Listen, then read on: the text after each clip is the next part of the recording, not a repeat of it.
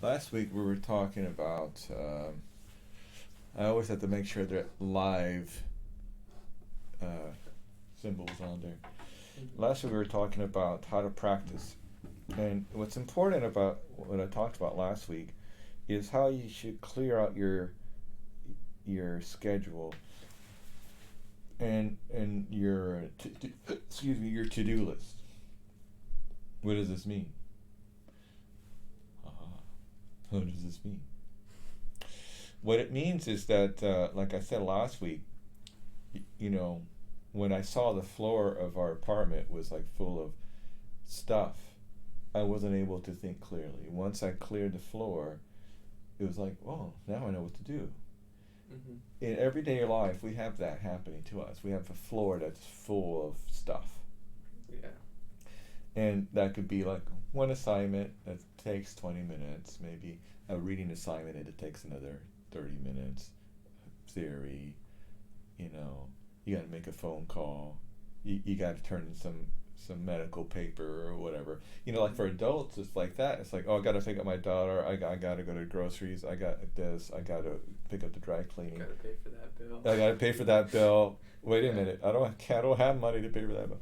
And so these are the kind of things we do. So if those things stack up, now we have 100 things plus 5 big things, and the five big things like equal like 25 little things. But it's still with 100 big things. Now it's little things. Now it's like you have like 20 big things. So, anyway, what did that cause you? What did that cause? Well, it caused you to be overwhelmed. You just start freaking out, Yeah. and then you don't do anything. Then you just want to stay home and watch Netflix and like binge watch your favorite show, and you rather do that than face the world. Mm-hmm. And this is what happens to a lot of young people. They don't have this ability. I think not just young people, anybody really. They don't have this ability to just like keep working and feel satisfied with checking things off their list. So here's what I suggest: clean up your act. Not that you're like so terrible, but feel like you have a checklist and check it off. Do your minimum amount of practice every day. Check it off. Of course, you can do more, but if you check off your minimum amount, you're going to feel really good about yourself and you're going to feel more accomplished. Sometimes, as we're getting better at things, we actually get worse, at least we feel like we do, right? So, what you want to do is you want to feel like you're getting better, but how can you measure that? Well, one is with a metronome. So if you're playing your etude and you could play without stopping at 50 beats per minute, great. Then by the end of the week, you're at 56 beats per minute. Now you see an improvement of 6 beats per minute, which is a huge improvement. How much is that in percentage? It's over 10%. Right. Yeah. That's a huge improvement. That's like you starting to notice. Mm-hmm. Like if you got 10% more in your paycheck, you'd notice. Yeah. Right? People Yeah. would, it's like, wow, feels pretty good getting paid 10% more. So if it goes to like 60, you start in 70. You understand? So Yeah. don't be discouraged. Figure out a way that you could feel and see the progress. People that are losing weight, they have a little chart and it's like it's going down. You're like, wow, I'm losing weight. How is that happening? But you could see it's like 1 pound here, half a pound there, and pretty soon it's like over a period of like a month it's increasing. They're like, wow, 10 pounds, that's amazing. Mm-hmm. And so do that for yourself. Beats per minute. It's like I'm getting faster. It's getting faster. I'm getting better. You can also have a list of all your scales, and once you have memorized it and able to just to play it without stopping with 2 slurs at a comfortable tempo, it doesn't have to be fast. You could say, oh wow, I have all of these. I got 16 little, you got little stars on them, like I checked. Yeah. But you still have trouble with these. Now you know where to focus. Of course, you keep playing those 16, keep them in shape, but you're focusing over here on these 8, Yeah. which you need more help on. And sometimes you could target, for example, only G string scales. G, G minor, A flat minor, A minor, Mm-hmm. B flat minor, and B minor. That's 10 scales.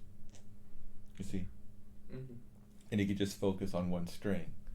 So there are a lot of ways that you could adapt yourself, the way you're doing things. I would recommend it highly, Mhm. highly, highly, highly. Yeah. Okay, do you have any ideas on this subject? Like, what do you think you can do along these lines? I'm starting to do that. Like, usually I'll just like text somebody and be like, "Hey, can you pick some scales for me to play?" And then that'll be what I practice that day. But I still don't like. There's just some scales that I'm uncomfortable with, so I'm starting to like really focus on the ones on the G string because they get up higher, and I'm not comfortable in that high octave. So I'm like just like trying to do those more every day. And I'm starting to do like a better practice journal, like to keep track of when I'm practicing and what I'm practicing, so that I can get a better idea of how long I'm practicing. Because I know like on Thursdays I practice a lot more than I practice on like Mondays. Yeah. Yeah. Why is that? More classes on Monday? It's I have more space in some of my classes on Thursdays, like Tuesdays and Thursdays. Like I have an hour and a half gap between my first and second class, and then I have another gap between my third and fourth classes. So I'm just like, I don't have anything else to do, I'll just practice. But on like Mondays, it's like I have classes, then I have homework, and then you feel kind of like tired. You want a little break, yeah. Now here's a strategy for the days that the Tuesday, Thursdays you're doing really well by doing it by just staying here and practicing. Remember, establish your minimum daily practice, your baseline, your base of amount of time. So that means I would suggest 2 hours, and if you don't get 2 hours, you can't leave. Like, I mean, no one's going to force you. There's no policing of this. I'm not going to stick around and watch you do it, but make it your goal. Remember, we said to set a timer, to set self-imposed goals or self-imposed deadlines. So your daily deadline is like, by the end of the day, I have to have practice 2 hours somehow, some way. Now Tuesday and Thursday is really possible. The other thing you could do is you could figure out, okay, by the time 7 o'clock rolls around, I'm done with everything. So that gives you some time for homework and relaxation and just like unwind, get at home. So is that possible that you can get 2 hours, you do our classes and get 2 hours of practice Monday through Friday before 7 o'clock? Yeah, I think I can. I think I can do it. You may have to come earlier. Yeah, I was planning on doing that. I'm not super comfortable with practicing in the morning because I get like I don't function too well. Yeah, I don't function too well in the morning, so I'm not like whenever I'm like. You need to get up and eat like a old-timey breakfast with like sausage, eggs, and bacon, and just a bunch of fat. And then wake up and practice. And wake up and practice. Yeah. So that's another way to do it, is limit your time. People are creative with limitations. Think about how creative Russian artists were during the communist time. You know, they created some of the best 20th century music and art, but they had a lot of restrictions on them. Yeah. So restrict your time. Force yourself to be efficient. Say, I'm going to be done by 7 o'clock. I got to do 2 hours. And then you get all that time after that to go eat dinner, practice, hang out with your friends, go work out, watch a movie, whatever, probably it's going to be homework, but, mostly homework. But, at least you could tell yourself, hey, I've done it before 7. Yeah. So set your baseline. Within that day, other things you could do, is set your goals. So I want you to create a little chart with all the scales and have little check marks by it. So maybe you could have like your scales on this side, and this way would be like the check mark boxes. So one box could be like, novice, and then one could be like, student, level, Yeah. and one could be advanced level, like novice, intermediate, advanced, or something like that. Mm-hmm. So once you hit novice, it's like, yeah, I kind of know how to play it, but I'm not playing it at tempo. Mm-hmm. I'm just playing it like randomly I'm just figuring it out. Okay, that's novice. 2 is intermediate. You have a good tempo. You're doing 2 slurs. You still need to tune it. And in advanced, you've gone all the way. You've done, for example, all the acceleration exercises in the bowing. So you could go at 42 to 50 per quarter now, and go all the way through that system. That could be advanced. But anyway, you can also just check it off. Like, I memorized it with 2 slurs. Check. Yeah. I could do that. That, and if you could check that on all of them, and you could see your progress. 20 out of 24, I'm almost there. Yeah. That is super important. Because otherwise, sometimes we lose confidence, we lose faith, but just like, like in a church, they have the goal to fundraise, and it's like, we need $20,000 for this trip, to send people on this trip. And they have that little thermometer, and it's like down here, and it's like says $500, and there's this huge space in there, and then the next week it's like 4,000, etc. It helps to see the progress. Mm-hmm. People are inspired when they see, like, well, come on, we only need like $200 more, kind of thing. Yeah. And so if you can see it for yourself that you only need like 4 more scales, it's like you could do that. Yeah. Meanwhile, you keep the other scales going and practice them. Okay, let's play with the bow. Let's practice what we were doing last week.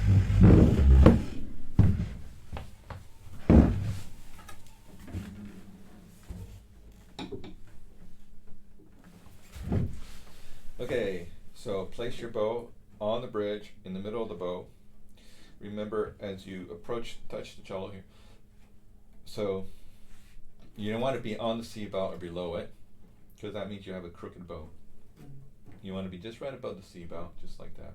Place your bow on the bridge. That gives you a pretty good approximation of a parallel bow to the bridge and perpendicular to the string. Now go up and forward, crossing the G and D string. Now you're on the A string, and touch the cello on the other side. If you're on the C bout, you're crooked on the A string, so you haven't gone far enough forward. So if it's just right above it, that gives you a good approximation of how the bow should be on the A string. So I'll go back and forth, just practice that. Good. Now let's do our Izai. Remember the 1, 2, go. Up and forward. And down. Again.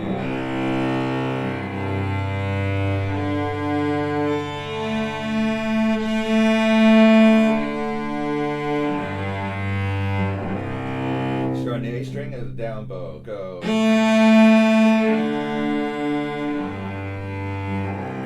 opposite end.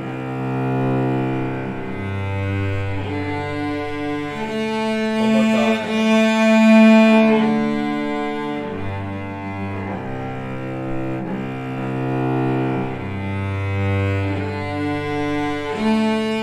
Good. Now place your bow on the C string. Tug, right and left, pop. Place the bow on the G string, feel the weight underneath your frog right there, wiggle right and left, pop. Let me do it and then you do it so we can hear you. A string, down bow.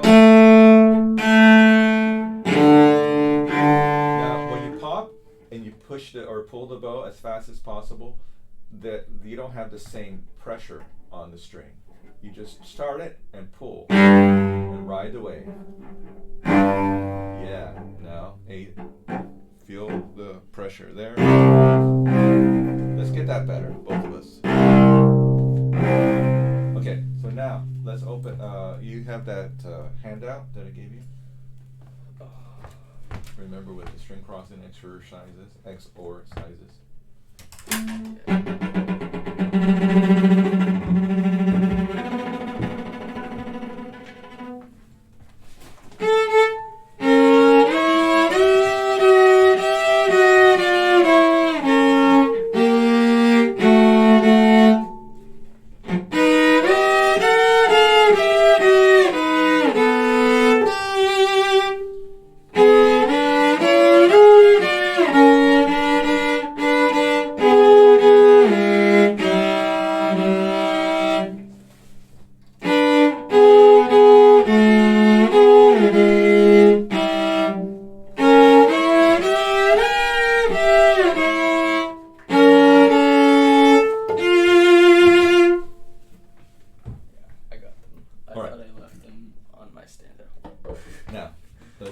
some. Ready?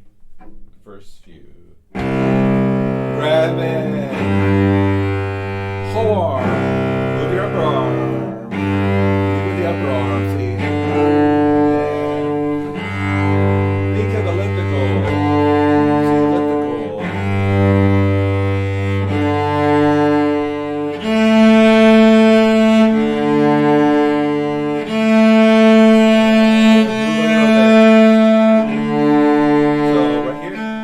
The screw here is like making a little text bubble like this, right? Like elliptical bubble. Like, no. Ready? And. Cheetah bee. Elliptical bubble. Move with your arm. Try to avoid the flip of your wrist.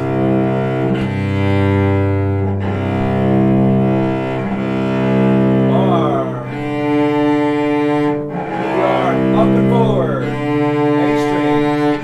Down and back. That's too much.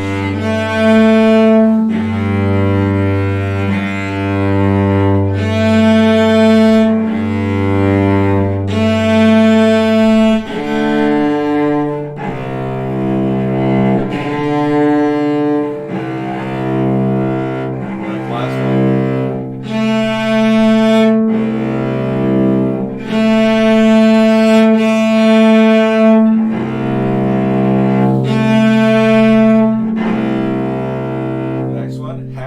Really stay at the frog for this one. Ready? And then to tip eventually. Go. Watch my arm. Ready? Go to the frog. And.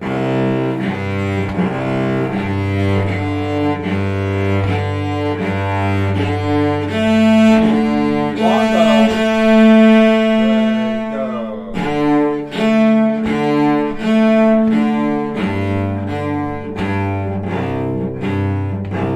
Longbow.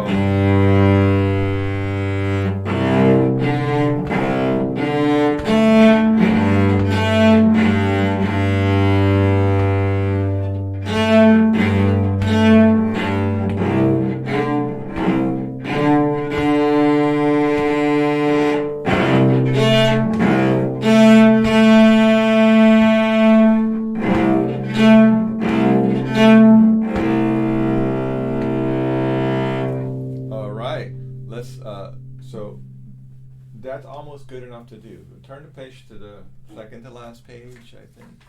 The what? Remember this one? Yeah. 3 strings. So let's start. Grab a rod, lots of weight. Up bow. Okay, now let's play that section. Go. And.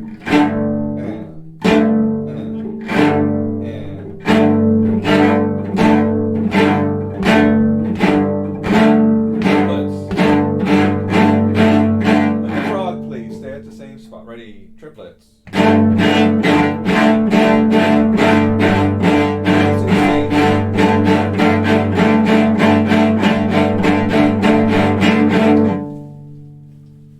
go faster like this.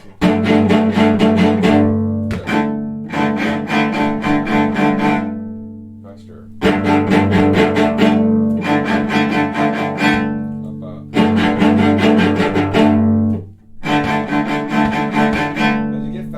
Your first finger's leaning this way. Can you lean in?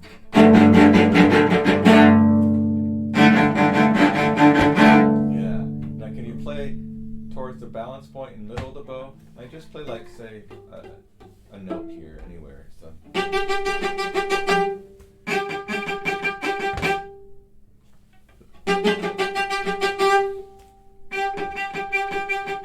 It's the same process except one note. Dig in a little bit. Closer to the middle so it can bounce. Go. Hold the bow. Go into the string. Fix your bow hold. Ready. Notice how it bounces? Yeah. So this exercise, even though it's extreme with 3 strings, helps us to understand the motion required to go into the string and out of the string for it to bounce. Okay, let's put that away. Okay. Let's play as many G string scales as possible. Okay, start with G major. Alright.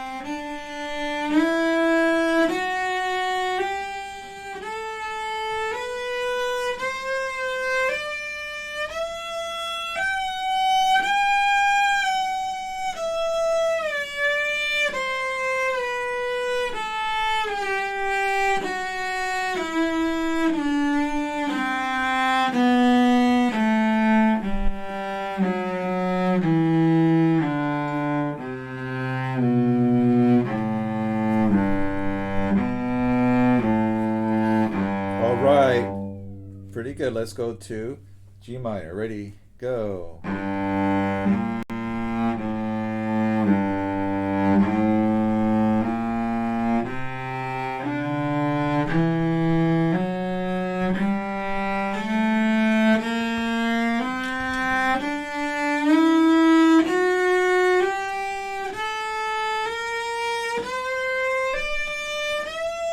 Relax shoulders.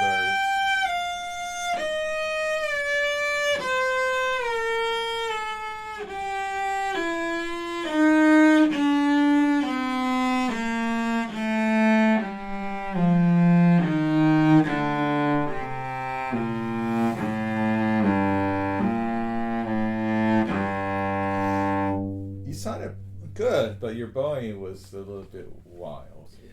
So stick to 2. If you want 3 or 4, it's fine, but let's just stick to 2 for now. Okay, A flat. Go to first position on the G string. Go, yeah. No, put all your fingers on the first position. So match open C. Match it higher. Now extend back. Ready, go.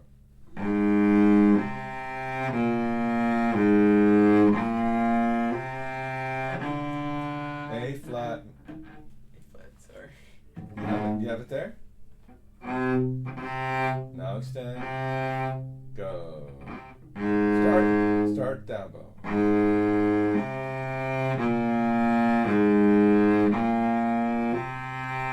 Thank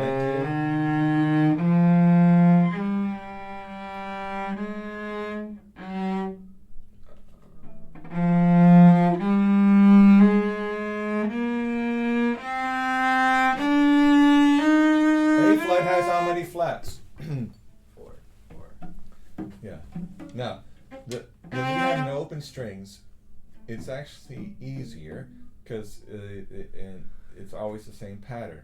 So we have an extension followed by another extension, and then another 1, 2, 4, but no extension. Another 1, 2, 4, no extension, and then 1, 3, 4. Now, when you go to A major, that's when you do 1, 2, 3 with extension there. No 1, 2, 3, not 1, 2, 4. Thank you. That's A major. But in A flat major, you do 1, 3, 4. And after that is 1, 2, 1, 2, 1, 2, 3. Always the same. Now in minor, they would change a little bit because the half steps involved are in the different places because of the minor key. And on the way back is natural minor. Now once again, extension, extension, no extension, no extension. 1, 3, 4. See? Extension, extension, no extension, no extension. 1, 3, 4. Ready? Go ahead.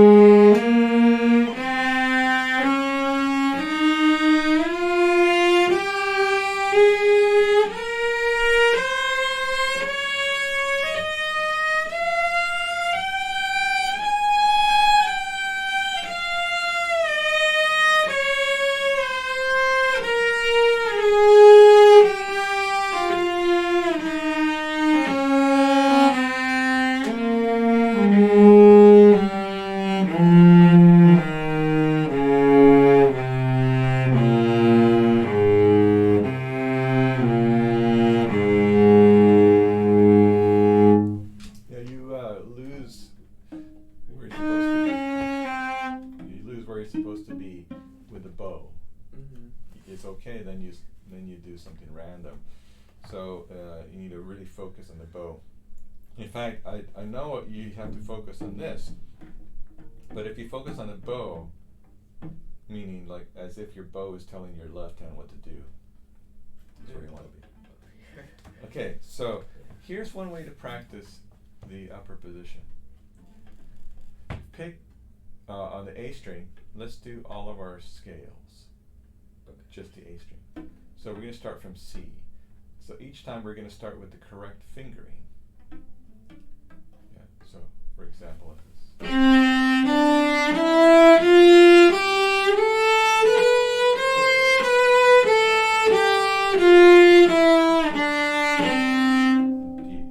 Ready, go.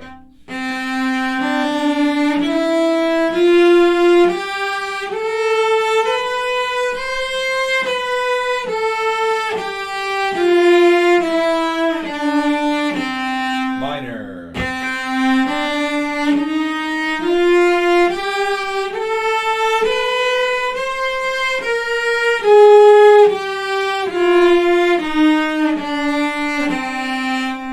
D flat.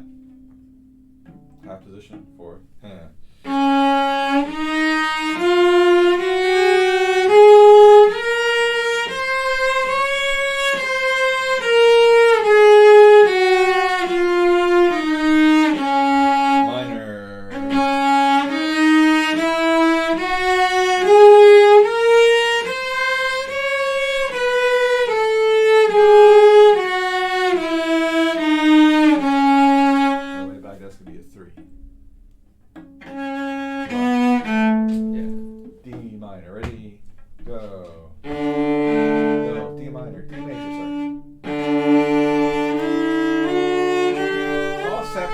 All separate bows, please.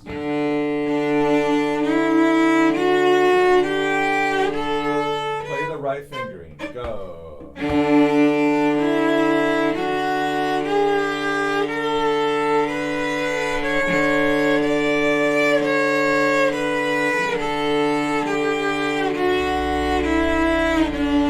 Minor, go.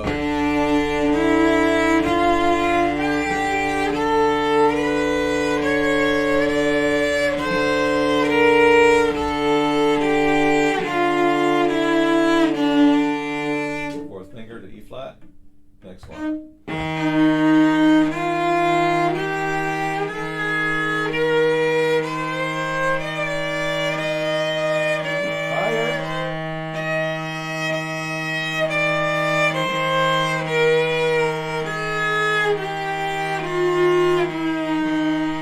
Minor, go. Minor again.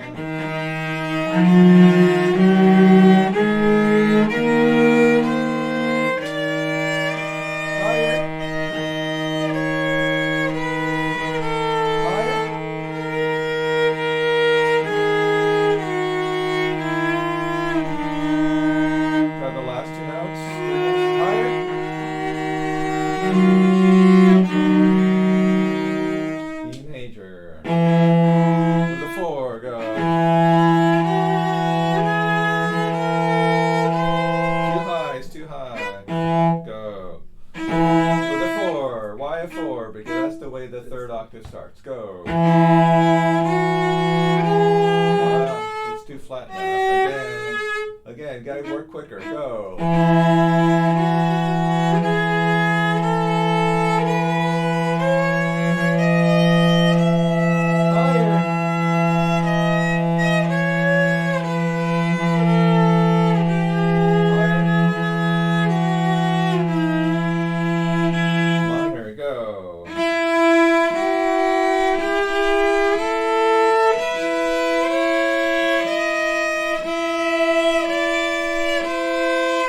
Higher.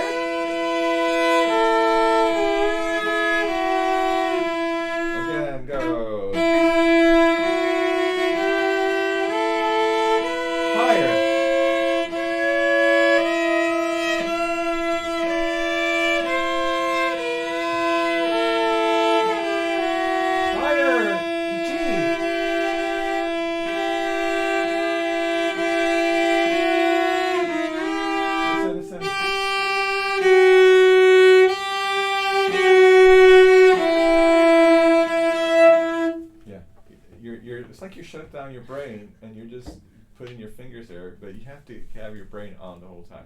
Don't go automatic pilot. F major, go.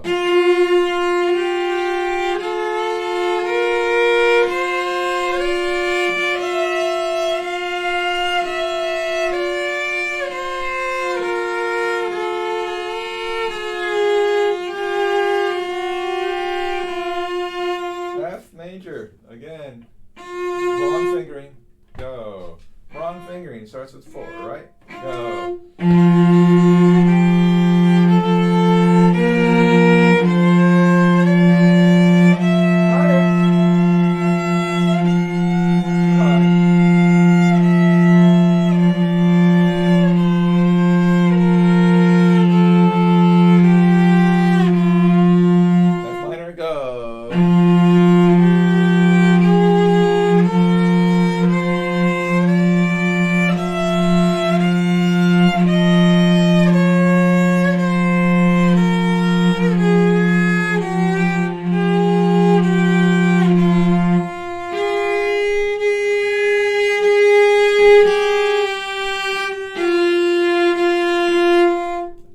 Major. Go.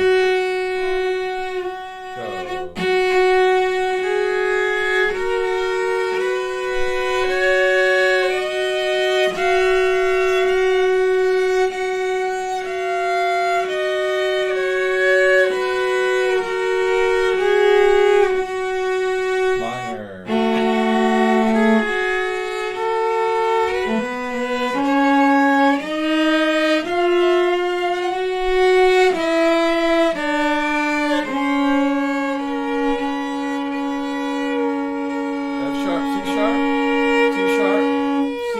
Play C sharp, please.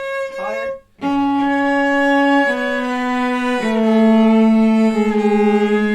You're always messing up on the coming back because you're doing this.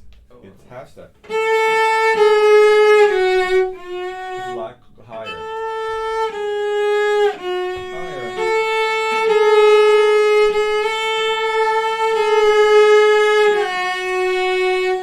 So for some reason you check out there at the end where we need you the most. G major, go.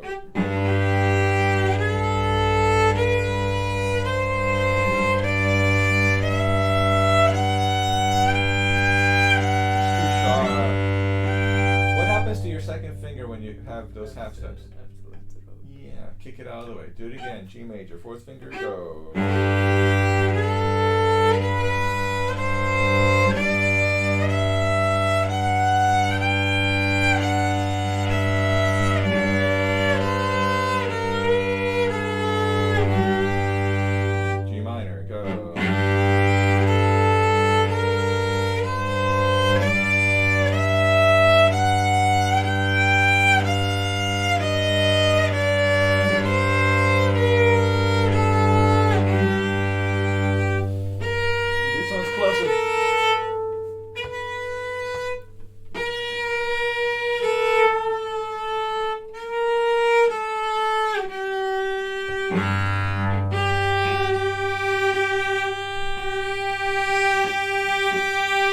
A flat major, fourth finger, go.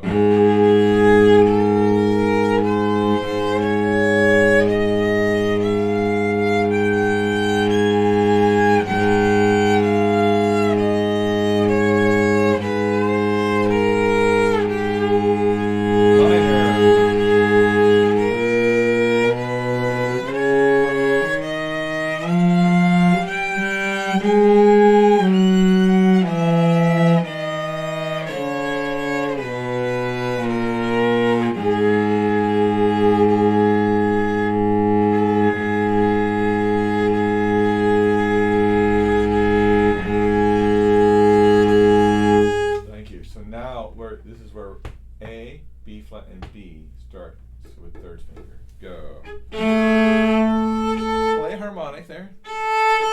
That's the easiest way to check if you're in tune. Go.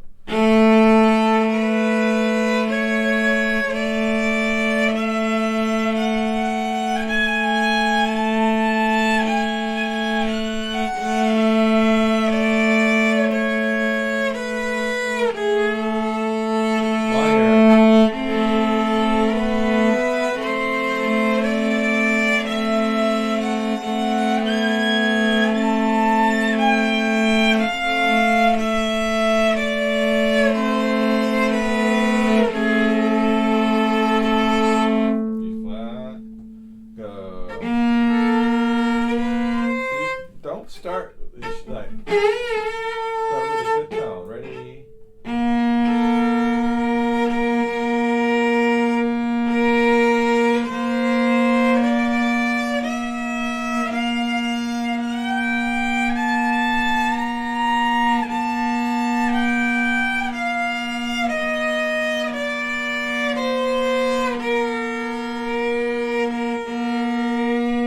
Again, slowly. B even flat major. Go.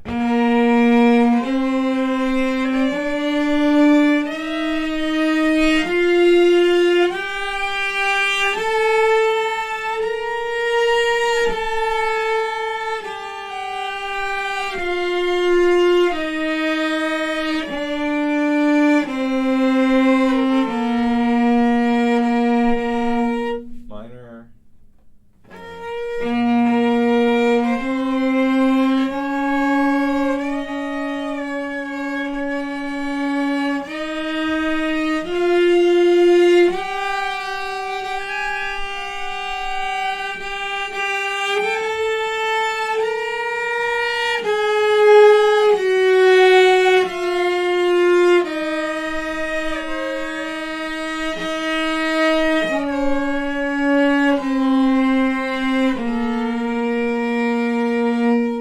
You know what enharmonics are? What does that mean? The same note that has two different names, like F sharp and G flat. Right. You need to start thinking about how, in a key like B flat minor, you have G natural, and just say, okay, that's exactly where the G major G is. Like, don't make it too complicated.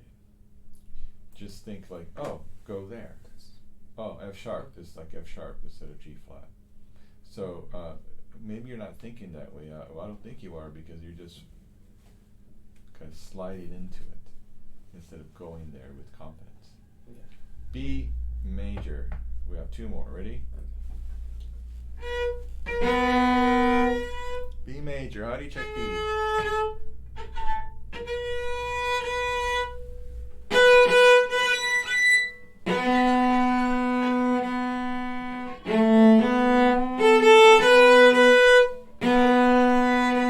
Third finger, go.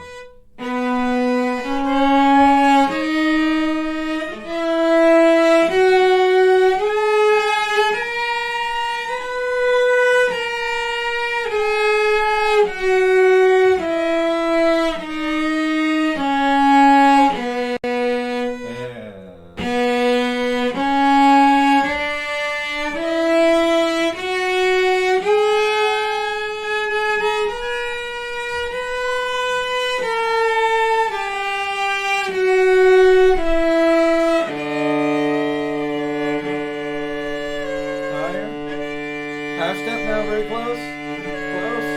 Higher. Half step. Higher.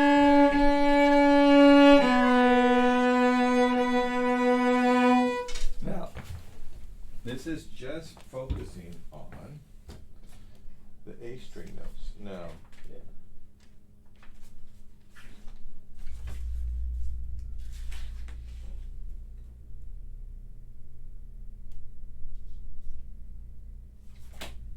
let's see what this looks like.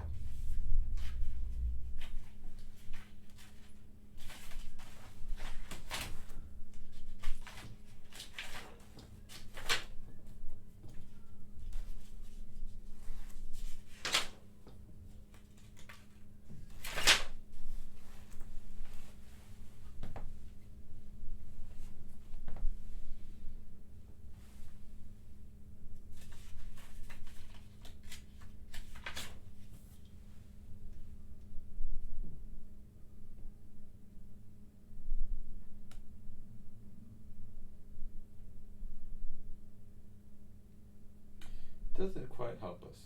I mean, this is a good exercise, but it's not written out the way we need it to be written out. So, what you need to be doing is playing, for example, just the A string part. So, starting from here, coming back to there. That's just the top octave. If you go to D major, you're here, going to there, and coming back down there. So just what we did. Usually it's going to be a 4. A major, B flat, and B will start on a 3. And what's after that? Well, in C major it's 4, 1, 2, 4, 1, 2, 3. In D major it's just 1, 2, 1, 2, 1, 2, 3. Pretty simple. You could do them all 1, 2, 1, 2, 1, 2, 3 if you want to, for the last octave. You can't go wrong with that. That's the way to do it. But you got to do that every day. You got to add this to your things of practicing. It'll focus you exactly where you need to be. Super focused. Okay. Some pooper. Right. It's gonna sound like that.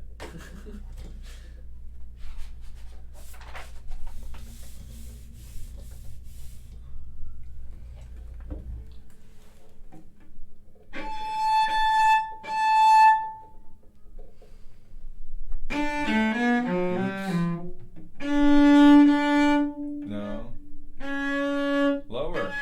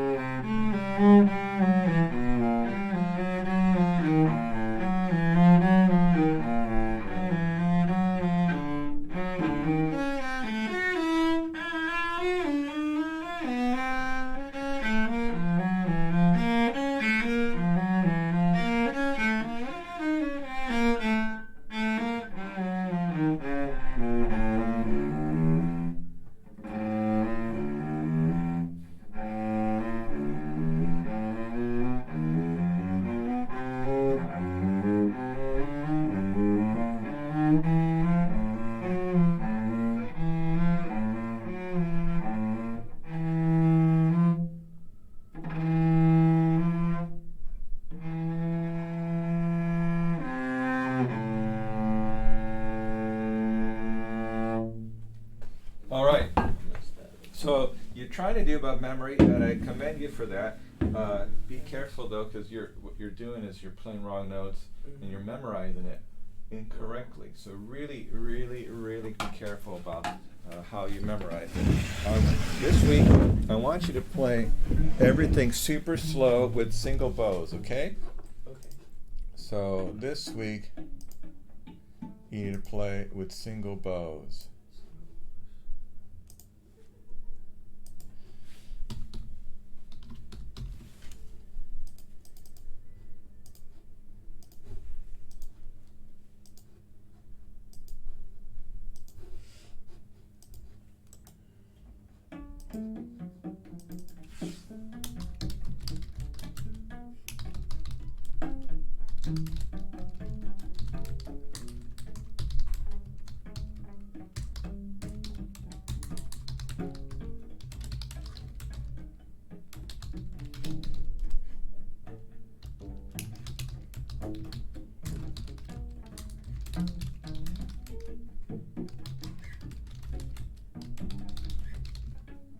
Okay, practice all of the scales on the A string only. Okay. Next is practice with a timer.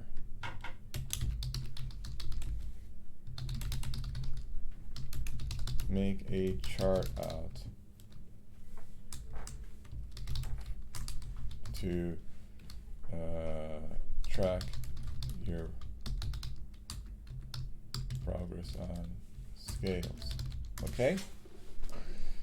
Okay, thank you very much.